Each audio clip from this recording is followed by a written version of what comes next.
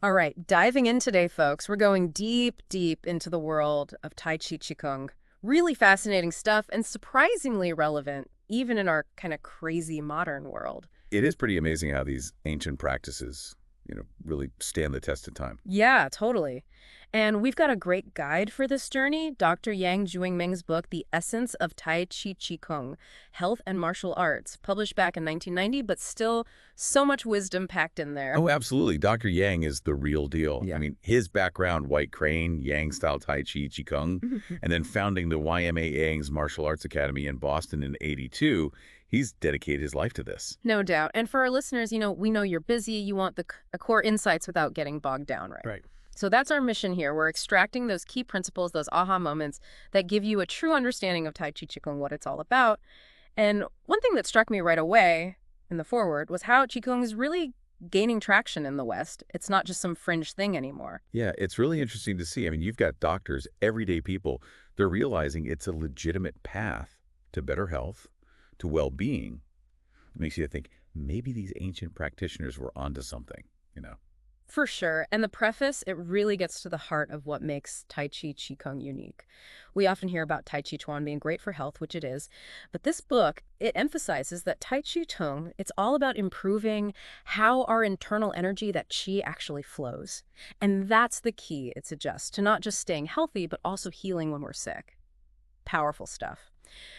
So let's break it down. What exactly is Qi? What are we talking about here? Well, in the book, Dr. Yang describes qi as essentially the energy, the natural force that flows through everything, the whole universe. Yeah. And he breaks it down into three main types, which is really helpful for understanding this. You've got heaven qi, also called tian qi. Okay. Think this is the cosmic energy, right? Sun, moon, stars, even the weather patterns. Then there's earth qi, or di qi. This is the energy of the earth itself. So magnetic fields, the energy that makes plants grow. Okay, I'm with you. And then, of course, there's human qi, Right. our own life force.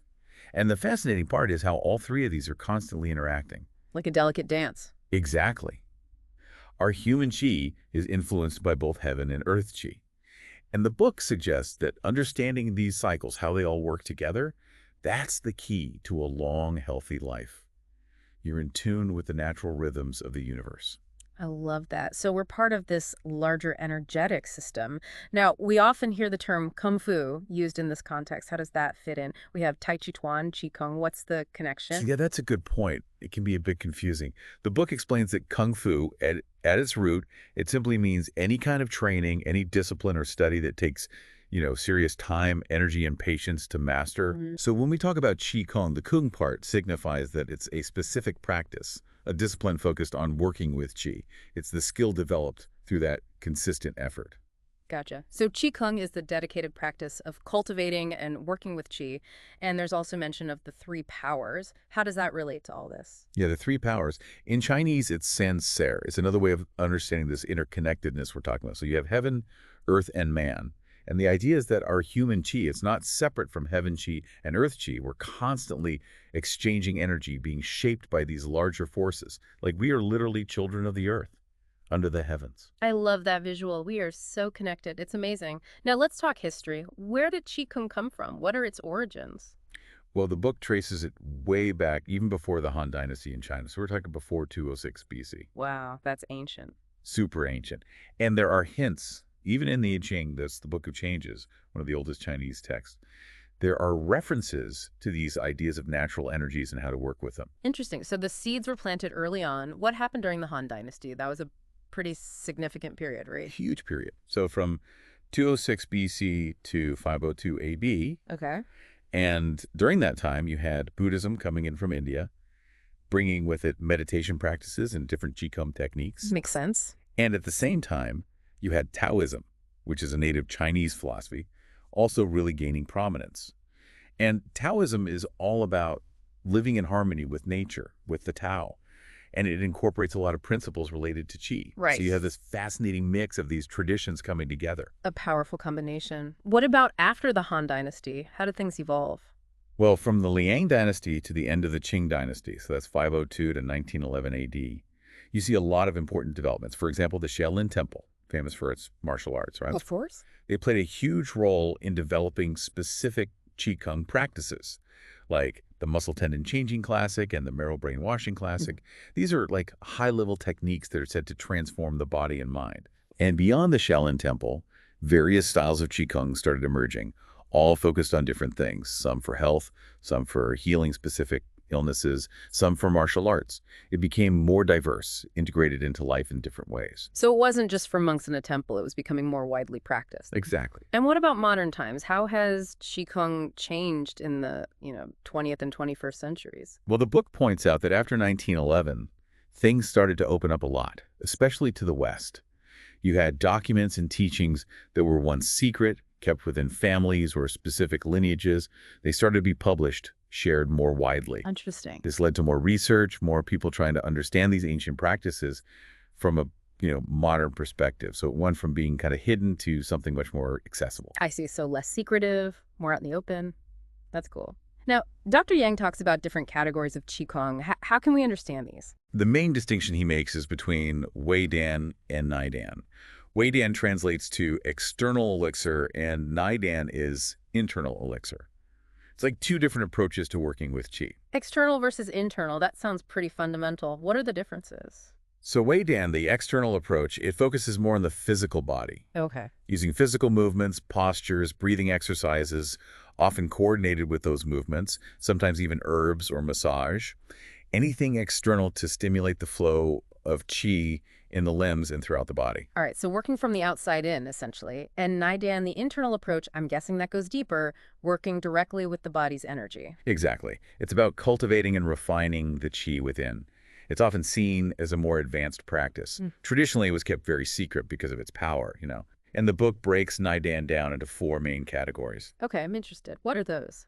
So the first is maintaining good health, just general well-being. Makes sense. The second is healing from sickness. The third is developing martial skill, internal power. Wow. And the fourth, this is the big one, is achieving spiritual enlightenment, Buddhahood. So quite a range there, from everyday health to, profound spiritual transformation. Right. Now, there's also mention of scholar, medical, and martial Qigong. Let's dig into those a bit. What's the focus of scholar Qigong? Well, scholar Qigong, it's really interesting. It emphasizes mental and emotional well-being.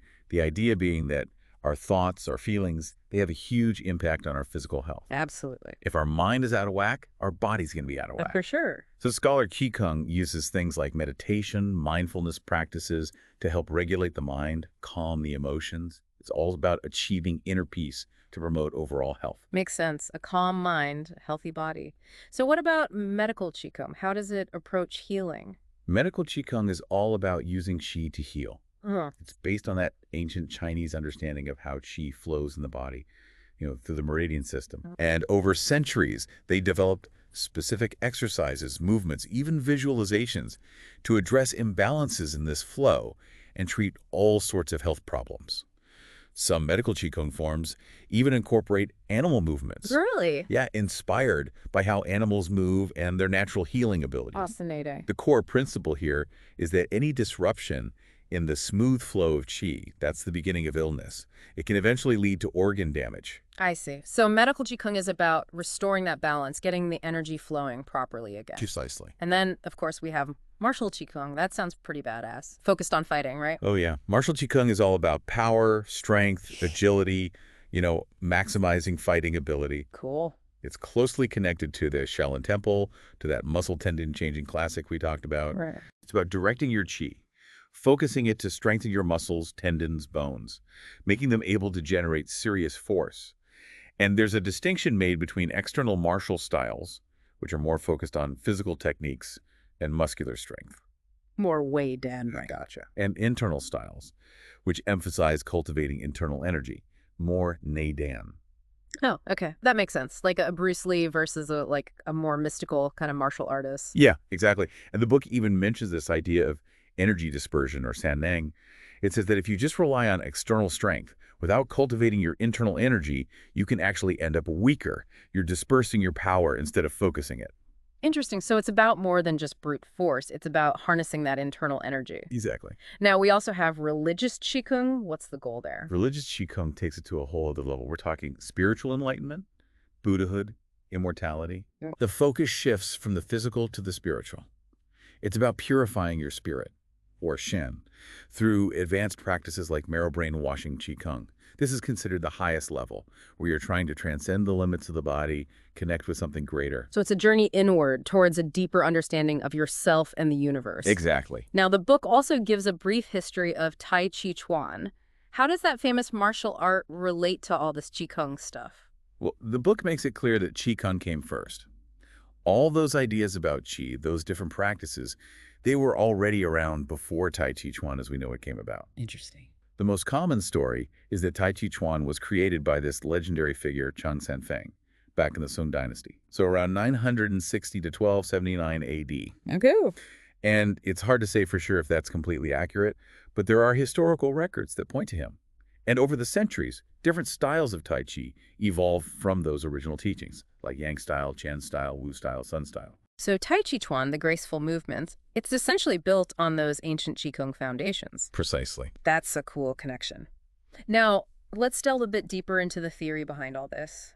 What are the fundamental concepts of Qigong? The cool thing is, no matter what style of Qigong you're talking about, the basic theory, the principles, they're pretty much the same. The goal is always to promote health and well-being by making sure your Qi flows smoothly without any blockages. It's all about balance, harmony. That seems to be a theme here. Balance. What kind of imbalances are we talking about that Qigong addresses? The book emphasizes that Qi is energy, and just like any system, a machine, a car, if the energy isn't flowing right, things start to break down. Makes sense. So in our bodies, if our Qi is imbalanced, we can experience physical or even mental health problems. And a lot of it comes down to the balance between yin and yang. Yin and yang, classic Chinese philosophy. How do they relate to Qi? So the book explains that yin Qi is more internal. It's associated with the physical body, our organs, tissues. It's more nourishing, grounding. Okay. Yang Qi, on the other hand, is more external. It's more about action, power, energy. And the key is, these two forces, even though they seem opposite, they need each other. They have to be in balance. Like two sides of the same coin? Exactly. You can't have one without the other. So it's not just about having a lot of Qi, it's about having the right balance between yin and yang. Absolutely. Now, the book also talks about the pathways that Qi travels through in the body. Oh yeah, the meridians, right. Right, the meridians, or channels. According to traditional Chinese medicine, which is kind of the foundation of Qigong, Qi flows through these specific pathways throughout the body. Like energy highways. Yeah, exactly. And there are 12 major channels and 8 extraordinary vessels. The idea is that when Qi gets blocked in these channels, that's when we start to experience problems. Like a traffic jam in our energy system. So where does all this Qi actually come from? How do we get more of it? The book identifies 4 main sources. First, there's natural energy that we absorb from the environment, things like the Earth's magnetic field. Okay. Second, we get Qi from the food we eat and the air we breathe. Pretty basic, right? Yeah, makes sense. Third, and this one's really interesting, our thoughts actually generate and direct Qi. In Chinese, it's called Yi. Our intention, our focus. Wow, the power of the mind. Right. And finally, physical exercise, especially the kind of mindful movements you do in Qigong, helps to build and circulate Qi. It's fascinating how all these things are connected, our thoughts, our breath, our movements. Exactly. Now, the book also talks about the 3 treasures, Jing, Qi, and Shen. What are those? The 3 treasures are like the fundamental building blocks of life, according to Qigong. Jiang is essence, our vital substance. Qi, of course, is internal energy, and Shen is spirit or mind. Okay, break those down for me. Right. What exactly is Jing? Essence. Jiang is your core life force. It's what you inherit from your parents, your genetic potential. It's stored in the kidneys, and it's like the raw material for everything else. Okay. And Qi, the internal energy, that's what animates the body, nourishes the organs. It's derived from that original Jiang, but also from the food we eat, the air we breathe. So Yang is like the source, and Qi is the energy that flows from it. Yeah, that's a good way to think about it. Uh-huh. And then there's Shen, the spirit. That's our consciousness, our mental and emotional state. And how does that relate to the other 2? Shen is nourished by Jiang and Qi. If those 2 are strong and balanced, your Shen will be clear, vibrant. So the 3 treasures are all interconnected. Deeply interconnected. And Qigong training is all about cultivating and harmonizing them. How does that actually work? How do you train the 3 treasures? The book talks about 3 main aspects of training. First, you have regulating the body, or Tiao Shen. This is about posture, movement, alignment. Okay. Then there's regulating the breath, Tao Xi, learning to breathe smoothly, deeply, naturally. Right. And finally, there's regulating the mind, or Tao Xin, cultivating mental calmness, focus, clarity. And these three things, they all work together to enhance the three treasures. Exactly. And one of the most important principles underlying all of this is relaxation. You have to be relaxed, both physically and mentally, for the qi to flow freely. Relaxation. That's probably the hardest part for most people. It's definitely a skill that takes practice. Now, the book also talks about this concept of rooting. Right? Yes. Rooting. What's that all about? Rooting is about feeling grounded, connected to the earth. It's both physical and energetic, having a stable base, feeling that connection through your feet. Yeah, I can see how that would be important, especially in martial arts. Absolutely. It gives you stability, power. And then with the breath, it's about making it smooth, natural, deep, and consciously connecting it to your mind and your movements. There's a saying in Taoism, where the yi goes, the qi follows. So our intention, our focus guides the energy. Yeah, the breath becomes a tool for directing the qi. And then with the mind, it's about quieting the mental chatter.